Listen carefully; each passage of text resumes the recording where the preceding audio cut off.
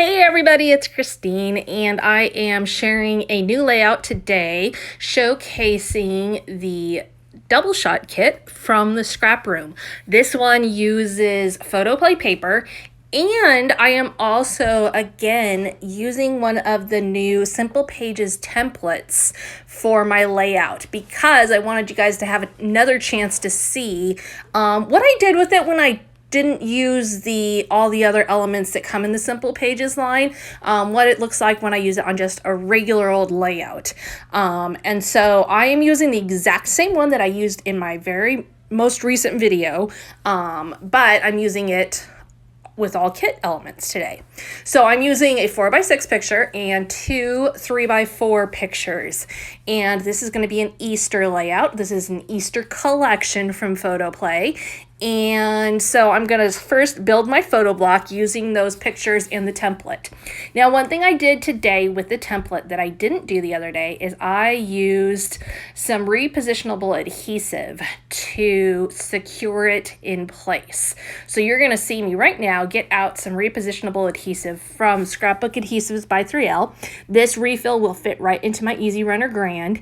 And so I'll pop it in, use it for this, and then I'll switch it back out. This is a great adhesive to use for things just like this when you want to put a stencil in place.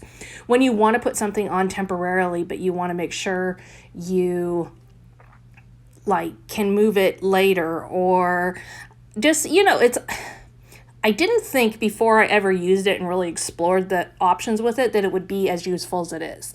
But I can tell you that I don't want my stash to be without a couple of repositionable adhesive options because it just makes it easy for things like this.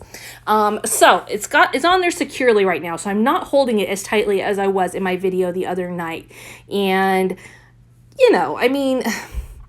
give or take. This isn't that isn't absolutely essential to this. You can definitely hold it in place as well. I just wanted you to see both approaches for it. So now you can see I'm pulling that back up, and all I'll do is just rub off the adhesive, clean that up. It's kind of like eraser residue when you erase something, pretty similar to that. And just clean it up and toss it in the trash. Now I've got a great photo block, 3 pictures. We're ready to roll on the layout. So I am going to use this really cool striped paper. Now there are a lot of really bright patterns within this page kit. And so, yeah, I like bright, I like patterns, but sometimes you gotta calm them down just a bit or use them in a minimal way. So I really liked the striped one, and I wanted to play with it, and it looks like I'm going to play with it more than I actually am. What I did is I cut these down to 2.5-inch squares, and I'm lining them up so that it creates a unique pattern between the squares. I don't know what the exact pattern is. It kind of reminds me of one of those God's Eye crafts that you do with yarn and sticks from our childhood crafty days. I'm sure there's other names for it. Feel free to tell me those in the comments down below. But you can see how it's coming together now. All that said, it's going to get pretty much covered up, and you really don't end up seeing it. So it would be fun to revisit this technique and make it more of a focal point than I end up doing. That said, it did take the busy patterned paper and soften it a little bit and help it to be a part of the background without overwhelming everything. So I'm going to end up using 3 vertically and 3 horizontally. So I'm going to just basically create a square, and you can see that it's off-centered right now. I did that intentionally because I'm going to actually center my photo block instead of centering this. I do have a tendency to go with things being centered within my layout, and so I try, when that's not already in my design mind, to go away from that so that I don't have something that always looks the same. You can also see that I am using my T-ruler to make sure I get things on there straight. Now you can see what I was talking about right now with the pattern, but now I'm going to cover it mostly up. So probably was not important to line them up all that well, other than getting them on there straight, and I end up completely covering 2 of them, so I probably didn't even need those. you know, sometimes the design is working itself as I go. So I've got that on there, and you can see it is definitely not overwhelming the layout. You can also see now why I chose these specific Easter pictures. A lot of Easter collections have primarily pastels in it, and a lot of Easter pictures are primarily pastel. And so this collection didn't have either of those, and nor did my pictures. So this was a perfect combination for those.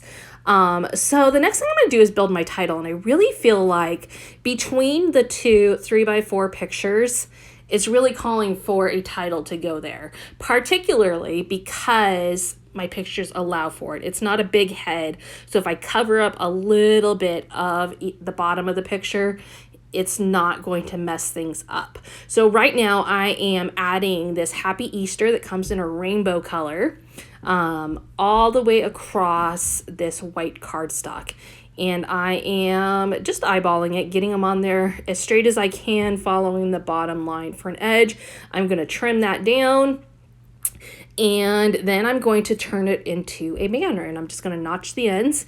And I did notch out a little further than I thought I was actually going to need, so that I have room to go back and bring it in closer. So right now it's a little bit long, so I'm going to just trim it down again, and then I will tuck that onto my layout.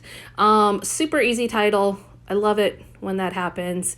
And it's not covering up too much of any of the pictures, but by overlapping them, it looks really neat. So adding that on, I am going to put that on there. I did forget to mention that I tucked that green gingham patterned paper back behind my photo block on the right hand side there. And that is measuring about 4 inches wide. So it is 4 inches wide, doesn't take up a lot, but it does break up some of that white space on the right hand side, particularly where I had the other patterned paper on the left hand side. Now, just a minute ago, you saw me pull my layout off camera. I do that a lot. And what I did there is I am just pulling it up and holding it vertically off to the side so that I can judge whether I think things look straight. Sometimes that just gives you a different view and you see some things that are off. So it's a chance to correct it before I add on my embellishments. Now, this page kit comes with stickers. It came with a 12x12 sticker set. And so I'm going to build my embellishments from that primarily. I'm going to add some Nuvo drops at the end, but really just build it up from stickers. Now, the way to do this with stickers, when you have that, and that's what you're working with, is to put some on flat and then to pull out some 3D foam adhesive and pop some of them up. This will make it look like you've got multiple different types of media going on when you don't. So this is a great way to really extend your kit just using some simple adhesives. Now, as a reminder, this is the double shot kit. The other kit from the scrap room is the Flavors of the Month kit. Flavors of the Month comes with 4 page kits with brand new content each month. The double shot comes with 2 more new ones. And then you can also get add-ons like a patterned paper kit, cardstock kit, embellishment kit, all kinds of options for brand new, hot off the press products from various companies each month. Fun way to get to explore the latest and greatest in scrapbooking.